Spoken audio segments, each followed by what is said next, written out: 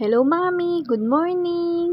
Kakatapos nga lang maligo ni Ate Fiana, hindi na nga ako nakapag-video. Dahil nga baka nga mabasa ng tubig ang cellphone.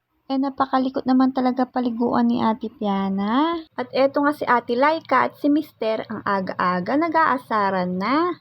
Halos araw-araw naman. Ngayon araw pala pupunta nga kami sa center ni Bibi para nga sa vaccine niya. Malapit nga lang yung center sa bahay namin. Walking distance nga lang mga mi at maglalakad lang kami ni Baby. Fast forward mga mi, nakauwi na nga kami ng bahay. Pinainom ko nga ng gamot si Baby para nga hindi matuloy yung fever niya. At dahil nga wala kaming tela na pang hot compress mga mi, kumuha na nga lang si Mister na maligamgam na tubig mga mi at inilagay niya nga sa bote. Yung in-inject nga kay Baby mga mi, oral polio vaccine yon. Maya't maya nga dinadampi ko nga yung bote sa inject ni Baby para nga hindi mamaga. Napatulog na nga ni Mister si Ate Piana kaya nga kami ni Baby pumasok nga kami sa kwarto. Baka nga mag-ingay si Ate Laika at Baby at magising si Ate Piana. Pinahanap ka ni Mister sa akin yung nail cutter at gugupitin niya nga ng kuko si Ate Piana. Mahaba na din kasi yung kuko niya at kung minsan nasusugatan niya nga yung mukha niya. Simula nung nasugatan ko yung kamay ni Ate Piana nung baby siya, hindi ko na nga binalak ulit na gupitan siya kasi nga natatakot ako. Simula nga kay Ate Piana at dito nga kay Bunso, si Mister na nga nagugupit. Nagkapobya na yata ako kaya nga hindi ko na inulit. Ikinulong ko na naman nga silang tatlo sa kwarto kasi nga may ginagawa si Mister.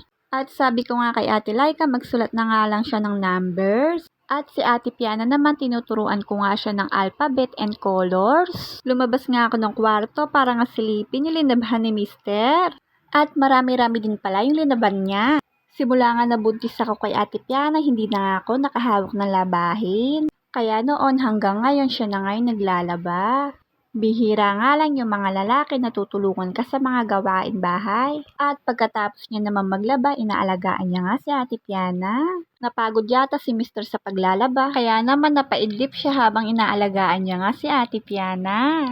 Inilabas ko nga itong box, itatabi ko na nga sana yung mga damit na pinagamitan ni Baby nung newborn pa siya. Hindi na kasi ito magagamit ni Baby kaya naman itatabi ko na. Hindi ko nga alam mga mi paano nga ako magsisimula, paano ba naman may makulit na bata.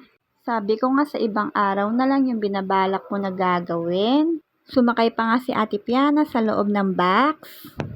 At nung hapon na nga mga 5 PM nagwalis na nga ako ng kwarto. Hanggang sala at kusina. Hindi na nga ako nakapag-video paano ba naman si Baby umiiyak na. At nung natapos na nga maghugas ng bote at hanggang si Mister, nagmap na nga siya dito sa sala. Kita nyo naman si Ate Laika ay gustong gusto sa mabasa. Eto na nga ang aming kwarto, malinis na. Dinner time na nga tinatawag na nga ako ni Mister para kumain. Sabi ko nga kay Mister, patulugin ko nga muna si Baby bago nga kami kumain. Nagluluto nga si Mister ng tuyo at pati. Kahit nga todo heli na ako kay Baby, ayaw matulog. Kaya naman no choice, kaya nga sinama ko na. Eto nga si Ate Laika, gutom na nga siya, kaya naman gusto niya na nga kumain. Habang nagluluto pa nga si Mister, dito naman nga kami sa may likod niya. Inaaliw-aliw ko nga din si Baby para nga hindi siya umiyak. Hinabol nga ni Mister itong hotdog na ipiprito niya. Tapos na nga magluto si Mister at nakahain at kakain na kami mga mi. Thank you Lord sa blessing na natatanggap namin at lagi niyo patnubayan ang aming buong pamilya. Hanggang dito na lang mga mi. Maraming salamat sa panonood. God bless!